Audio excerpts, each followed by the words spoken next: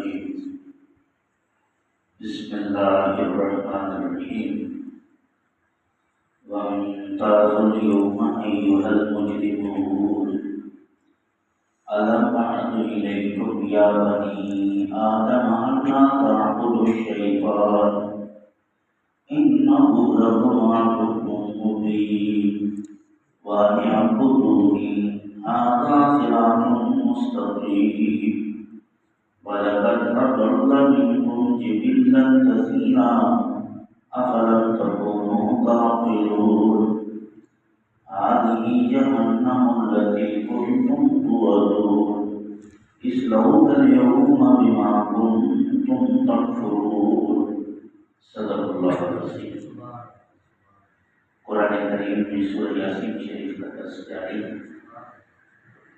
گزشتہ درس میں آپ نے سماعت فرمایا کہ اللہ رب العالمین اپنے بندوں کو ان کے عمل کے مطابق جزا دیتا ہے۔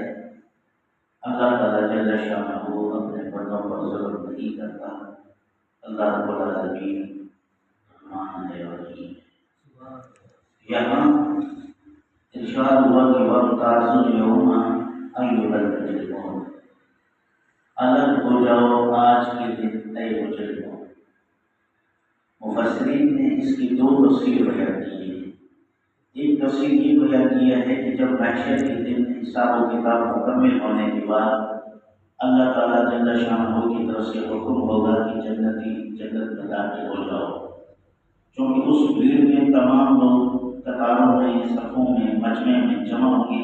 تو رب فرمائے گا مجرموں آج تم ایمان والوں سے الگ ہو جاؤ، جدا ہو جاؤ، تمہارا ان کے ساتھ کوئی تعلق نہیں ہے، تم الگ ہو جاؤ اور اہل جنت کا راستہ چھوڑو، انہیں جنت کی طرف جانے کا حکم ہے، انہیں جنت میں جانے دو، ان سے الگ ہو جاؤ۔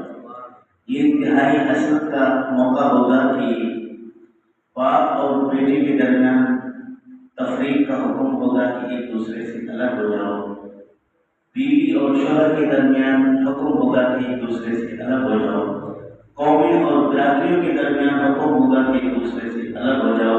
آج تمہارے تمام رشتے ناطے ٹوٹ گئے، جنتی جنت میں جائیں گے، جہنمی جہنم میں جائیں گے، تم الگ ہو جاؤ۔ ایک مطلب بنتا ہے۔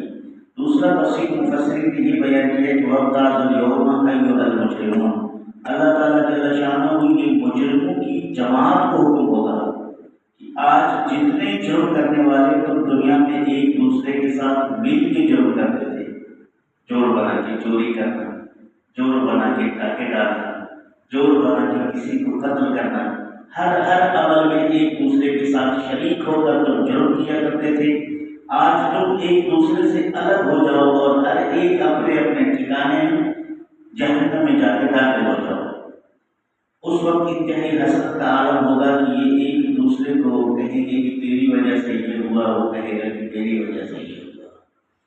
تو ہر جہنمی کو جہنم میں ڈال دیا جائے گا، وہ ایک دوسرے سے الگ ہوں گے، ان کا کوئی کسی قسم کا ایک دوسرے سے ربط اور تعلق نہیں ہوگا۔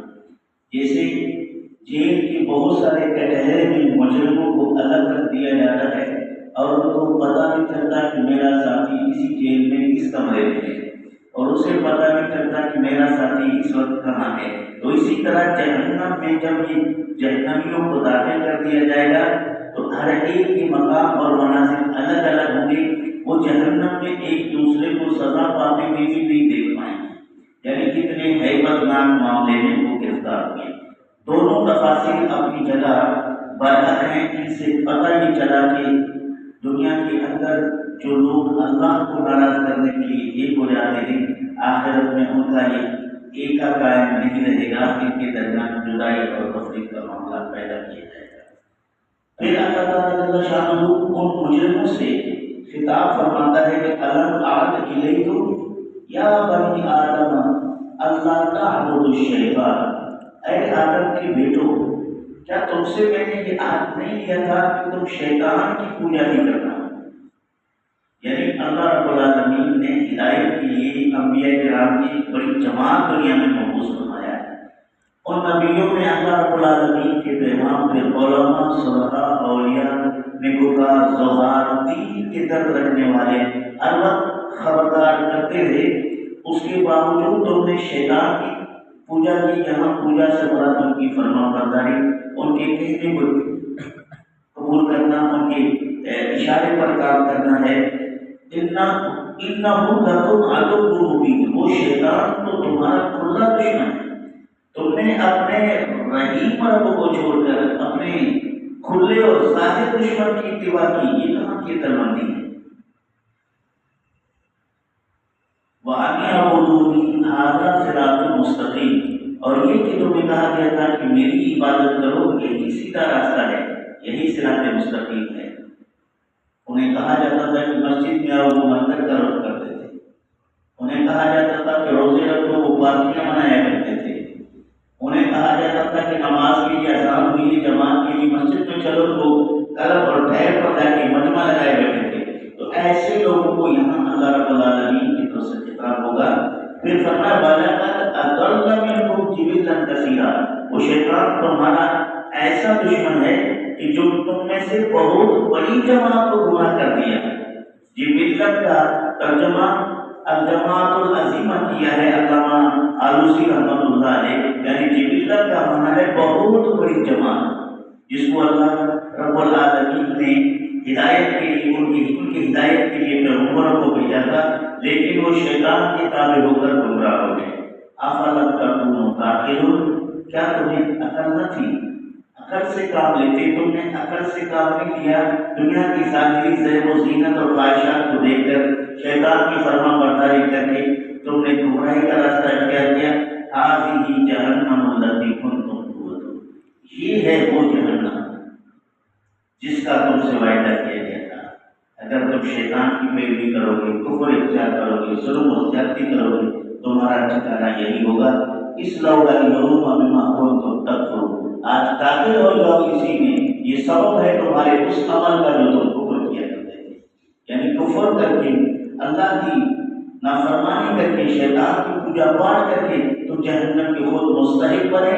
اب تمہیں اس کا سزا دینے کے لیے بھیجا جا رہا ہے اور بتایا جا رہا ہے کہ یہ جو کچھ ہے تمہارے کفر کی وجہ سے ہے، جو تم نے دنیا میں کیا، ورنہ اللہ کی ذات اپنے بندوں پر ظلم کرنے والا نہیں، اللہ تعالیٰ جل شانہ بخشنے والا مہربان ہے۔ اس کے بعد پھر اگلی درس انشاءاللہ تلاش کریں گے۔ اللہ تعالیٰ عمل کی توفیق نصیب فرمائے، شیطان کی اتباع سے بچائے، اللہ اور رسول کی فرما برداری کی توفیق دے۔